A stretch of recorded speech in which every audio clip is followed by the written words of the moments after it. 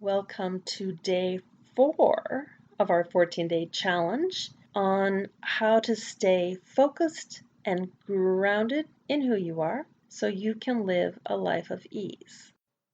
Today's quote for the day is, "Your past cannot define you unless you choose to let it."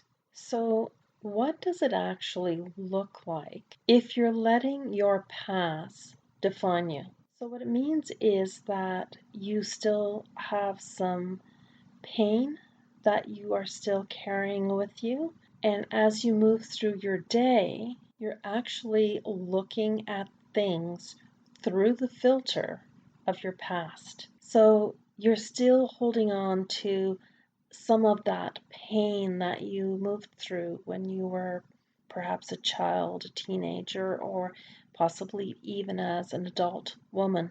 There is still pain there. So maybe consciously you're really clear that you're not doing that at all. And you very well may not be when you're conscious. However, the moment that you slip into any kind of habit, and what I'm talking about here are negative habits, your subconscious mind at that point is driving the boat. So you slip back into default. Now, the moment that you slip back into default, a lot of those habits carry a lot of blame, shame, and guilt around them. So you might be blaming others for their actions, the choices they're making. You may be carrying around some of your own shame when it comes to the actions you're judging. Now, remember what I mentioned in the previous days. Unresolved experiences, meaning unresolved emotions, are still being carried along. And then, of course, there's guilt, right? Guilt is all about how you feel about your own thoughts and behavior. Then it's followed by worry. It's that thing of, what will people think about me? Something that's really important to know is that guilt, shame, and blame carry the lowest vibrations there are. And here's something else that's important to recognize and understand. They are all learned habits. You learned to worry about what other people thought of you. Unfortunately, not all of us were brought up to consider what we thought about ourselves, and that is more important than what other people are thinking about you. I want you to take that in differently, right? I want you to consider what you think about yourself is more important because we're hard on ourselves and we're not kind. Now I'm asking you to be kind to yourself, and the kinder you are to yourself, the kinder you are going to be to others. Now, whether or not we were brought up to consider what we thought about ourselves doesn't even matter. Not anymore, because we're standing in the now and we're moving forward. So I'd like to share an experience that I had that will help you better understand why it's really important not to worry about what other people think. And this is pertaining to my business. This is my own personal experience. So someone that I knew was reading this leadership book, and they said to me one day, "This is what you need to do if you're going to be successful."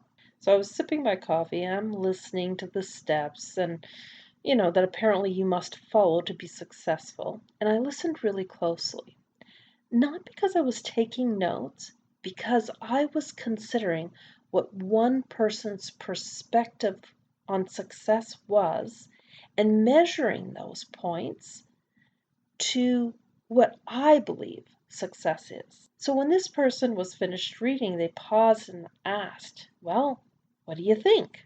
Well, I paused, and then I smiled and said, "I have a news flash for you. I'm already successful." And what success is for me is when I wake up in the morning and I'm happy and I'm grateful to be alive, that's success.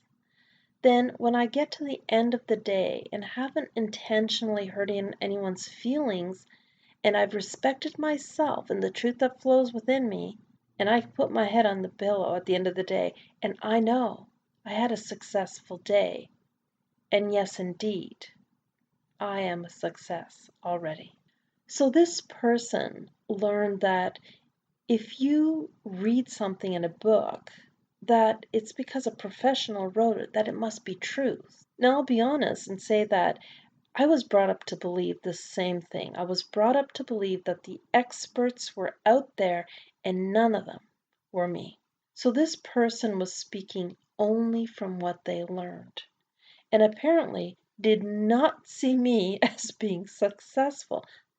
Now, it's not for me to actually be offended. They were trying to help me. But the only thing that's ever going to help me is the same thing that's going to help you. You need to know your truth, not your past beliefs, the truth that you have right now. So, the purpose of me sharing this with you is to let you know that you can choose differently, which is another thing that I've been speaking about for a couple of days now. So, in this experience, I could have chosen to see it as being very negative, but I didn't. I chose to recognize that this is only one person's experience and it doesn't need to affect me. And the only way I can have it not affect me is by knowing my truth. So I'm going to go back to something I shared just near the beginning, is that guilt, shame, and blame, they are the lowest vibrations that there are. And they are also the driving force behind every negative experience that goes on in our lives. Now, if we're connected to our truth, then we are not living through that filter of the past, so we're not going to take things personally. And this is another thing that is so, so, so important. When you're taking things personally, you are running into that default of guilt, shame, and blame.